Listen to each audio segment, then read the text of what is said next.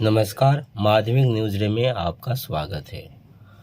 इस YouTube video में पाठ 2 गैसों का व्यवहार फिजिकल साइंस क्लास 10 का मोस्ट इम्पॉर्टेंट MCQ हम देखेंगे क्या? हम टेस्ट देंगे, प्रश्न बोलूँगा, 4 विकल्प बोलूँगा, आपको उत्तर बताना है और फिर मैं उत्तर दिखा दूँगा।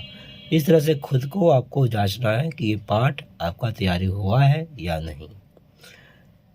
फर्स्ट यूनिट टेस्ट अगर आपका है तो ये मोस्ट इम्पॉर्टेंट क्वेश्चन है उसके लिए, और आने वाले परीक्षाओं के लिए तो है ही आपका माध्यमिक का। तो चलिए शुरुआत करते हैं।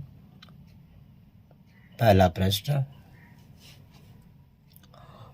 बॉयल के नियम के अनुसार कौन सा PVP ग्राफ है? बॉयल के नियम के अनुसार देख लीजिए, ABCD स्क्रीन पर 4 है आपका, इनमें से कौन सा है? बॉयल के नियम के अनुसार ये कौन सा PVP का ग्राफ है? उत्तर बी नंबर, ये आपका PVP का ग्राफ है बॉयल के नियम के अनुसार, सही उत्तर है। ठीक है, अब हम आगे बढ़ते हैं। दूसरा प्रश्न, समय हो तो आप करें आराम से तैयारी, टेस्ट दें। यह निम्नलिखित में कौन दबाव की SI इकाई है? ABCD इनमें से कौन सा SI इकाई है दबाव की? Nm/2, Nm-2, Nm या N?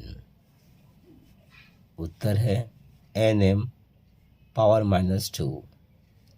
अगला प्रश्न है, बॉयल के नियम में स्थिर होता है क्या भैया? तापक्रम, गैसों की मात्रा। उत्तर देखिए, गैसों की मात्रा तथा तापक्रम। बॉयल के नियम में स्थिर होता है गैसों की मात्रा तथा तापक्रम। आपने बॉयल का नियम तो याद किया होगा, निश्चित मात्रा वाली, मतलब स्थिर तापक्रम पर निश्चित मात्रा वाली गैस का आयतन, स्थिर तापक्रम पर निश्चित मात्रा वाली, तापक्रम भी स्थिर और मात्रा भी स्थिर है। आगे बढ़ते हैं। चार्ल्स के नियम में स्थिर होता है गैस का तापक्रम, गैस का दबाव, गैस की मात्रा तथा दबाव। चार्ल्स के नियम में क्या स्थिर होता है? उत्तर गैस की मात्रा तथा दबाव। आगे, किस उपकरण से गैस का दबाव ज्ञात किया जाता है? थर्मामीटर, बैरोमीटर, हाइड्रोमीटर या कैलोरीमीटर? किस उपकरण से गैस का दबाव ज्ञात किया जाता है? बैरोमीटर। किससे? बैरोमीटर। अगला प्रश्न है, कार्बन डाइऑक्साइड अर्थात CO2 का अणुभार है। CO2 का अणुभार है 44 ग्राम, 22 ग्राम, 11 ग्राम कि 14 ग्राम? अब यहाँ पर CO2 का अणुभार आप तो निकालना जानते ही हैं, यहाँ कभी कभी दे देगा पर यहाँ भी दिया हुआ नहीं है। तो कार्बन का 12 होता है अणुभार और ऑक्सीजन का 16, पर ऑक्सीजन का है O2 है, 16 में 2 गुना कर देंगे, मतलब 16 दूनी 32, और कार्बन का तो कार्बन है सिर्फ, तो 32 और 12 44, उत्तर हो जाएगा 44 ग्राम। आगे, गैस का तापक्रम बढ़ने से उसके अणुओं की गति, तापक्रम बढ़ने से अणुओं की गति बढ़ती है, घटती है, स्थिर रहती है? इनमें से कोई नहीं। गैस का तापक्रम बढ़ने से उसके अणुओं की गति बढ़ती है, तापक्रम बढ़ने से गति बढ़ती है। ठीक है, सरल भेद है। अगला है, गैस का दबाव बढ़ाने पर उसका आयतन क्या होगा? बढ़ता है, घटता है, कोई परिवर्तन नहीं होता, इनमें से कोई नहीं। गैस का दबाव बढ़ाने पर उसका आयतन क्या होगा? एक गुब्बारा फुलाकर बांध दीजिए और दबाएं तो क्या होगा? गैस का दबाव बढ़ाने पर उसका आयतन घटता है। आगे, निश्चित मात्रा तथा तापक्रम वाले किसी गैस का दबाव बढ़ाने पर उसके घनत्व में क्या अंतर होता है? निश्चित मात्रा तथा तापक्रम वाले किसी गैस का दबाव बढ़ाने पर उसके घनत्व में क्या अंतर होता है? वृद्धि होता है, कमी होता है, स्थिर रहता है, इनमें से कोई नहीं। निश्चित मात्रा तापक्रम वाले किसी गैस का दबाव बढ़ाने पर उसके घनत्व में क्या अंतर होता है? वृद्धि होता है। घनत्व क्या होता है? वृद्धि होता है। गुब्बारा को फुलाकर दबाएं तो क्या होगा पता चल जाएगा। किसी गैस के आयतन एवं गैस के अणुओं की संख्या के बीच, किसी गैस के आयतन एवं गैस के अणुओं की संख्या के बीच संबंध दर्शाने वाला नियम कौन सा है? तो गैस के अणुओं की संख्या और आयतन, गैस के आयतन और अणुओं की संख्या के बीच संबंध बताने वाला कौन सा नियम है? बॉयल का नियम, चार्ल्स का नियम, एवोगाड्रो का नियम, गैस लूजक का नियम। उत्तर है एवोगाड्रो का नियम। ठीक है, अणुओं की संख्या और आयतन के बीच संबंध बताता है। आगे, गे लूजक का नियम निम्नलिखित में से किस पर लागू होता है? ठोस पर, द्रव पर, गैस पर, द्रव और गैस दोनों पर। गे लूजक का नियम गैस पर लागू होता है। ठीक है, अगला प्रश्न है स्क्रीन पर। किसी गैस के एक मोल द्वारा STP पर धारण किया गया आयतन निम्नलिखित में से कौन है? कौन है? आणविक आयतन, मोलर आयतन, आणविक सूत्र, इनमें से कोई नहीं। किसी गैस के एक मोल द्वारा स्टैंडर्ड टेम्परेचर प्रेशर पर धारण किया गया आयतन क्या होगा? मोलर आयतन। ठीक है, अगला प्रश्न है। पात्र की दीवार के प्रति इकाई क्षेत्रफल पर गैस द्वारा लगाया गया बल होता है। गैस द्वारा लगाया गया बल होता है गैस का घनत्व, गैस का संवेग, गैस का दबाव या गैस की मात्रा। पात्र की दीवार के प्रति इकाई क्षेत्रफल पर गैस द्वारा लगाया गया बल होता है गैस का दबाव। CGS पद्धति में दबाव की इकाई होती है। CGS पद्धति में दबाव की इकाई होती है न्यूटन प्रति वर्ग मीटर, डायन प्रति वर्ग मीटर, डायन प्रति वर्ग centimetre. B number. C gram प्रति वर्ग सेंटीमीटर, किलोग्राम प्रति वर्ग मीटर। CGS सेंटीमीटर, ग्राम और सेकंड पद्धति में दबाव की इकाई होती है डायन प्रति वर्ग सेंटीमीटर।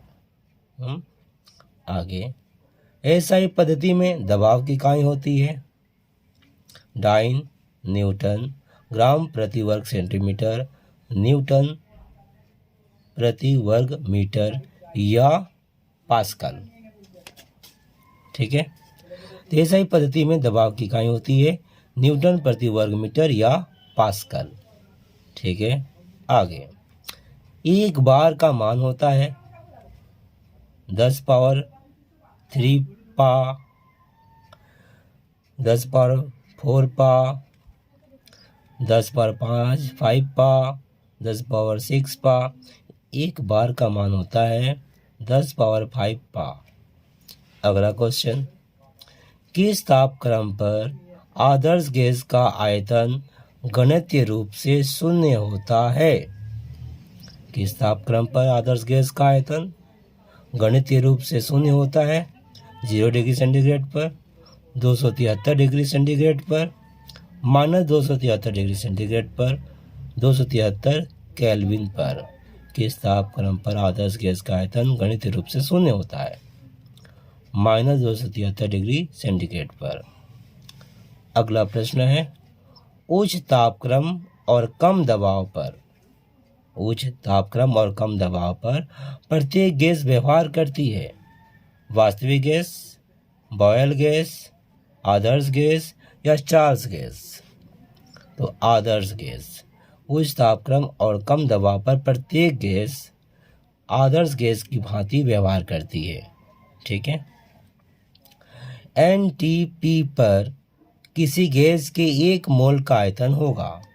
एनटीपी पर किसी गैस के 1 मोल का आयतन होगा 20.4 litre, 22.4 litre, 23.4 litre, 24.4 litre.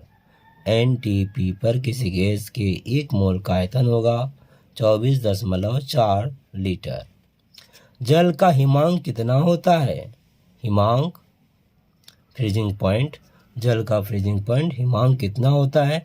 0 degree ए, ओ के, 273 के, 273 के, 373 के। तो जल का हिमांक कितना होता है? 273 के।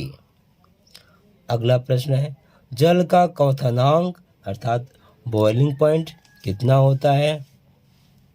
100 के, 273 के, 273 के, 373 के, 473 के। जल का बॉइलिंग पॉइंट होता है 373 के। अगला प्रश्न है आपको सेंटीमीटर में बताया है, सेंटीग्रेड में, यहाँ पर केल्विन में बदल कर बताया गया है। तो एक पात्र में रखे गैस का दबाव मापा जा सकता है। एक पात्र में रखे गैस का दबाव मापा जा सकता है बैरोमीटर से, थर्मामीटर से, मैनोमीटर से या लैक्टोमीटर से। एक पात्र में रखे गैस का दबाव मापा जा सकता है मैनोमीटर से। गैस का दबाव, एक पात्र में रखे गैस का दबाव मापा जा सकता है मैनोमीटर से। ठीक है। अगला प्रश्न है परम तापक्रम वह तापक्रम है जिस पर पानी ठोस बनता है। गणितीय रूप से गैसों का आयतन शून्य होता है। सभी गैस से द्रव बनती है, इनमें से कोई नहीं। तो परम तापक्रम वह तापक्रम है जिस पर गणितीय रूप से गैसों का आयतन शून्य होता है। गैसें पात्र की दीवारों पर दबाव डालती हैं क्योंकि ए गैसों में भार होता है, बी गैस अणुओं में संवेग होता है, सी गैस के अणु पात्र की दीवारों से टकराते हैं, डी गैस के अणु आपस में टकराते हैं। तो गैसें पात्र की दीवारों पर दबाव डालती है क्योंकि गैस के अणु पात्र की दीवारों से टकराते हैं। गैसें पात्र की दीवारों पर दबाव डालती है क्योंकि गैस के अणु पात्र की दीवारों से टकराते हैं। अब आगे बढ़ते हैं। अणुओं की गतिज ऊर्जा बढ़ने से इनमें से क्या बढ़ेगा? अणुओं की गतिज ऊर्जा बढ़ने से स्थित ऊर्जा में क्या बढ़ेगा? इनमें से क्या बढ़ेगा? स्थित ऊर्जा, मात्रा, तापमान या कोई नहीं? अणुओं की गतिज ऊर्जा बढ़ने से इनमें से क्या बढ़ेगा? स्थित ऊर्जा बढ़ेगा, मात्रा बढ़ेगा, तापमान बढ़ेगा या कोई नहीं? इनमें से तापमान बढ़ेगा। अणुओं की गतिज ऊर्जा बढ़ने से तापमान बढ़ेगा। अगला 32 ग्राम ऑक्सीजन का तापमान एनटीपी पर कितना होगा? 32 ग्राम ऑक्सीजन का आयतन एनटीपी पर क्या होगा? 16 लीटर, 22.4 लीटर, 22.2 लीटर या 8 लीटर? उत्तर 22.4 4 लीटर। आयतन STP पर 28 ग्राम नाइट्रोजन और 44 ग्राम कार्बन डाइऑक्साइड गैस के आयतन में क्या संबंध है? क्या संबंध है? नाइट्रोजन का आयतन अधिक है, कार्बन डाइऑक्साइड का आयतन अधिक है, दोनों का आयतन बराबर है। नाइट्रोजन और कार्बन डाइऑक्साइड का आयतन अनुपात 1:2 है। NTP पर 28 ग्राम नाइट्रोजन और 44 ग्राम CO2 गैस के आयतन में क्या संबंध है? उत्तर, दोनों का आयतन बराबर है। अब 28 ग्राम N2 होता है, N का 14 तो 14 दूनी 28 और CO2 का हमने बताया 44, दोनों का आयतन बराबर ही न हुआ। अगला, केल्विन स्केल के एक भाग का मान होता है 1 K, 1 degree C, 1 degree F Fahrenheit, 273 K kelvin. Kelvin scale के एक भाग का मान होता है 1 डिग्री सेंटीग्रेड। अब यहाँ पर मिस्टेक से हो गया है। उत्तर देखिए, केल्विन स्केल है तो 1 केल्विन होगा, सेंटीग्रेड स्केल का 1 सेंटीग्रेड होता है, ठीक है। तो केल्विन स्केल के एक भाग का मान 1 केल्विन होगा। आगे, जल के 1 मोल का द्रव्यमान कितना है? जल के 1 मोल का द्रव्यमान 3 ग्राम, 6 ग्राम, 9 ग्राम, 18 ग्राम। H2O जल होता है, H1 होता है तो 2 माने 2 हो गया, 1 में 2 गुना करेंगे तो 2, O का 16, 2 और 16 18। तो जल के 1 मोल का द्रव्यमान कितना होगा? 18 ग्राम, ठीक है। अगला प्रश्न है, स्थिर तापक्रम पर गैस की निश्चित मात्रा के आयतन भी तथा दबाव P को लेकर खींचे गए रेखा चित्र में प्राप्त चक्र को क्या कहते हैं? वक्र को, प्राप्त वक्र को क्या कहते हैं? आइसोबार, आइसोथर्म, आइसोटोन या आइसोटॉप? उत्तर, आइसोथर्म। आगे है, किसी आदर्श गैस के n मोल के लिए समीकरण को किस रूप में लिखा जा सकता है? किसी आदर्श गैस के n मोल के लिए समीकरण को किस रूप में लिखा जा सकता है? ए, अब देख लीजिए यहाँ पर BCD किस रूप में लिखा जा सकता है? उत्तर, C, P/T बराबर NR/V। इस तरह पाठ 2 गैसों का व्यवहार का MCQ मोस्ट इम्पॉर्टेंट पूरा हुआ। यह विजय माध्यमिक सजेशन 2020 से लिया गया है, जो हमने अभी पढ़ा है। उम्मीद है आपको अच्छा लगा होगा, प्रश्न अच्छे लगे होंगे, उत्तर भी अच्छे लगे होंगे। और अगर आपको अच्छा लगा होगा तो लाइक कर दीजिएगा और ज़रूरतमंद बच्चों को शेयर भी कर दीजिएगा। धन्यवाद।